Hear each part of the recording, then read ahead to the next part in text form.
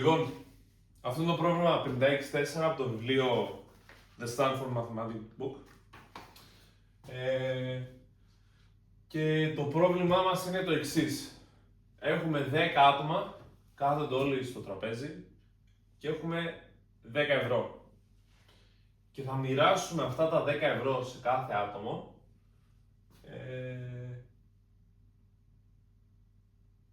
έχοντας ένα κανόνα. Το κάθε άτομο πρέπει να έχει ό,τι έχουν οι γείτονές του, οι αμέσως γείτονές του, για 2. Άρα η μέση τιμή των γειτόνων του. Οπότε ο πρώτος θα έχει ό,τι έχει ο δέκατος και ό,τι έχει ο δεύτερος για 2. Αυτός είναι ο μόνος κανόνας και η ερώτηση είναι πόσους τρόπους μπορούμε να μοιράσουμε αυτά τα 10 ευρώ. Αυτά τα 10 ευρώ προφανώς είναι ψηφιακά, επειδή μέχρι 1 λεπτό έχεις. Κανονικά δεν μπορείς να σπάσεις το 1 λεπτό, να το κάνεις 0,5 λεπτά. Οπότε σίγουρα κάνουμε ένα στον άλλον Iris. Αλλά αν κάτσουμε και γράψουμε τώρα κάποιους πιθανούς αριθμούς, π.χ. πες ότι ο πρώτος παίρνει 1 ευρώ. Άρα οι άλλοι δύο θα πρέπει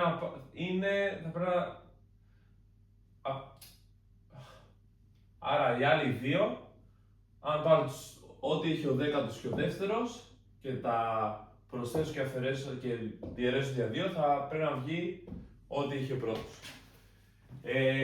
Εάν κάτσουμε και γράψουμε αριθμούς, θα δούμε ότι δεν βγαίνει. Δεν βγαίνει και υπάρχει μόνο ένας τρόπος αν όλοι πάρουν το ίδιο. Βλέποντας, καταλαβαίνουμε ότι ο καθένας πρέπει να πάρει από 1 ευρώ. Μιας που είμαστε 10 άτομα και έχουμε 10 ευρώ. Άρα πρέπει να το αποδείξουμε αυτό. Και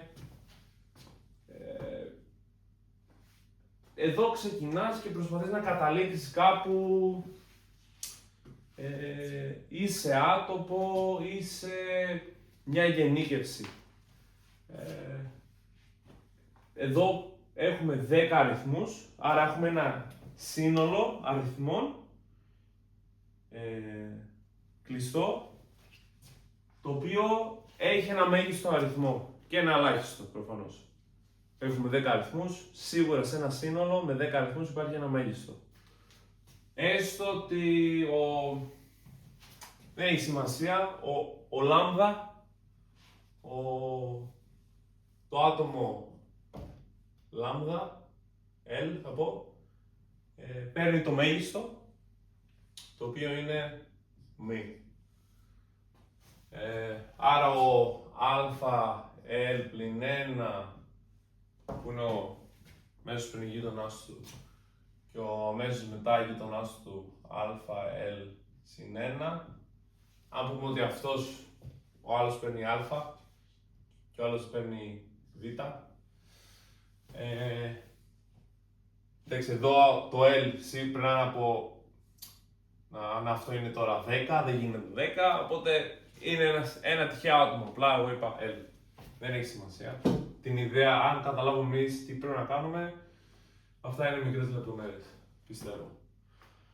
Άρα, ο L παίρνει M και είναι το μεγαλύτερο από κάθε αριθμό. Άρα ξέρουμε ότι το μη είναι μεγαλύτερο από το α και το β και βασικά από όλους. Δηλαδή ο M είναι το max όλων αυτών των αριθμών.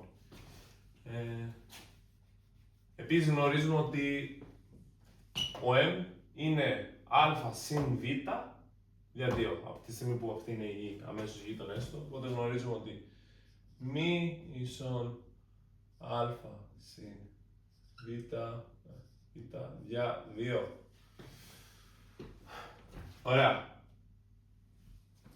Θα πάρω την πρώτη ανίσωση και θα αντικαταστήσω το m αυτό, οπότε θα έχουμε α συν β για 2 μεγαλύτερο από το α.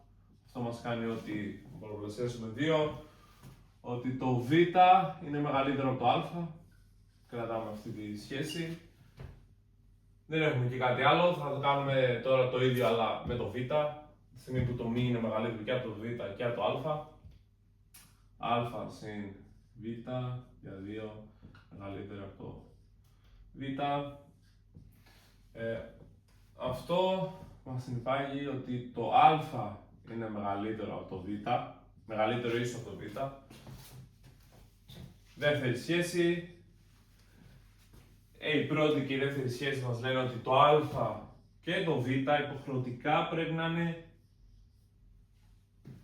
ίδιοι αριθμοί.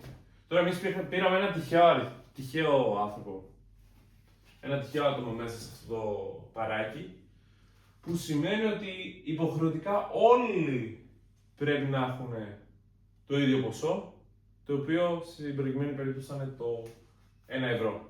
Άρα υπάρχει μόνο ένας τρόπος να μοιράσουμε 10 ευρώ σε 10 άτομα, έχοντας σαν κανόνα ότι ο καθένας παίρνει ό,τι έχουν οι γείτονές του για 2. Αυτό είναι. Πιστεύω υπάρχει και άλλος τρόπος, αλλά αυτός είναι ο πιο γρήγορος φαντάζομαι. Αν έχετε σκεφτεί κάτι άλλο, γράψτε το σίγουρα. Αυτό, ευχαριστώ.